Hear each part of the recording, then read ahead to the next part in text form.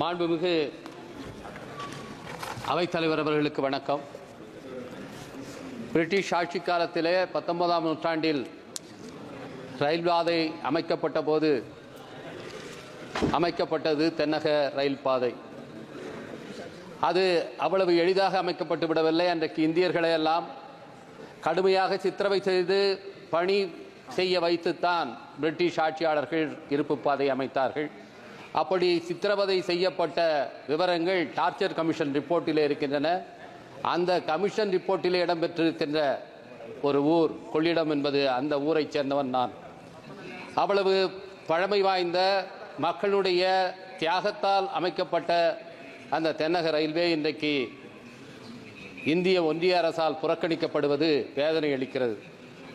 குறிப்பாக இந்த ரயில்வே நட்டத்தில் இயங்குவதாக தொடர்ந்து சொல்லப்படுகிறது. ஆனாலும் பயணிகள் கட்டணத்துக்கு கடந்த முறை நிர்ணயித்த இலக்கை விட கூடுதலாக 3000 கோடி ரூபாய் வசூலிக்கப்பட்டிருக்கிறது. 70,000 கோடி இலக்கு நிர்ணயிக்கப்பட்டது. 73,000 கோடி கடந்த ஆண்டு கட்டணம் பயணிகளிடம் இருந்து வசூலிக்கப்பட்டிருக்கிறது. இந்த ஆண்டு 80,000 கோடி ரூபாய் பயணிகள் கட்டணத்தின் மூலமாகவும் 1,80,000 கோடி ரூபாய் சரக்கு கட்டணத்தின் மூலமாகவும் வருமானம் வரும் என்று இலக்கு நிர்ணயிக்கப்பட்டிருக்கிறது. ஆனால் அதற்கேற்ப பயணிகளுக்கான வசதிகள் செய்யப்படுகின்றனவா என்று பார்த்தால் அது மிக குறைவாகவே இருக்கிறது. அம்ரித் பாரத் திட்டத்தின் கீழ் நான் சார்ந்திருக்கிற விழுப்புரம் தொகுதியினுடைய விழுப்புரம் ஜங்ஷன் எடுத்துக்கொள்ளப்பட்டு அதில் சில பணிகள் இன்றைக்கு மேற்கொள்ளப்பட்டிருக்கின்றன. ஆனால் உளுந்தூர்பேட்டை, திருக்கோயிலூர், திண்டிவனம் ரயில் நிலையங்களிலும் அத்தகைய மேம்பாட்டு பணிகளை முடிக்க வேண்டும் என்று நான் கடந்த 17வது நாடாளுமன்ற அவையிலும் தொடர்ந்து வலியுறுத்தி வந்தேன். இப்பொழுதும் தொடர்ந்து அந்த கோரிக்கையை முன்வைக்கின்றேன்.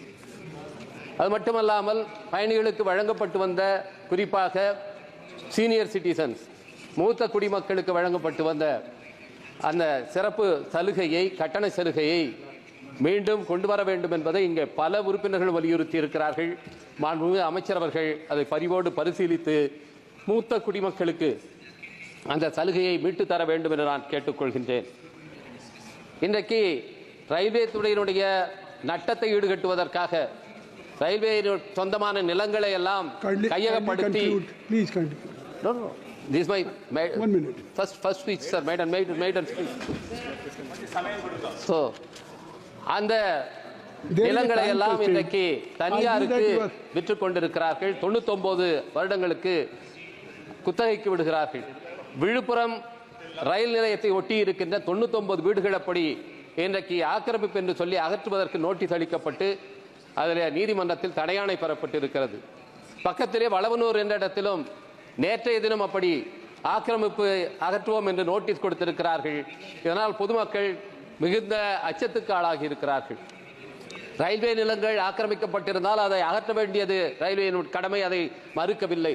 ஆனால் அப்படி தலைமுறையாக அந்த இடங்களில் குடியிருப்பவர்களை அகற்றும் போது அவர்களுக்கு மறுவாழ்வுக்கான இடங்களை மாநில அரசோடு சேர்ந்து பேசி அளிக்க வேண்டிய கடமை ரயில்வே துறைக்கு இருக்கிறது. அதை செய்துவிட்டு அவர்களை அங்கிருந்து அகற்றுவதுதான் சரியானதாக இருக்கும். அதை கருத வேண்டும் என்று நான் கேட்டுக்கொள்கின்றேன்.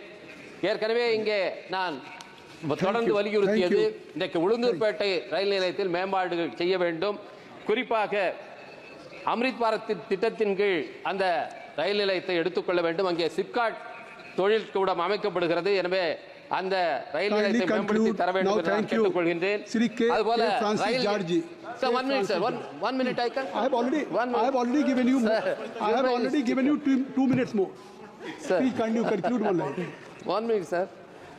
So one line. அங்கிருந்து திருவண்ணாமலைக்கு இயக்கப்பட்டு வந்த ரயில் இன்றைக்கு நிறுத்தப்பட்டிருக்கிற ரயிலின் 849, 850 அதை திருவண்ணாமலைக்கு நீட்டிப்பதோடு இடையிலே ஆயந்தூர் ரயில் நிலையத்தில் நிறுத்த வேண்டும் என்று நான் கேட்டுக்கொள்கின்றேன்.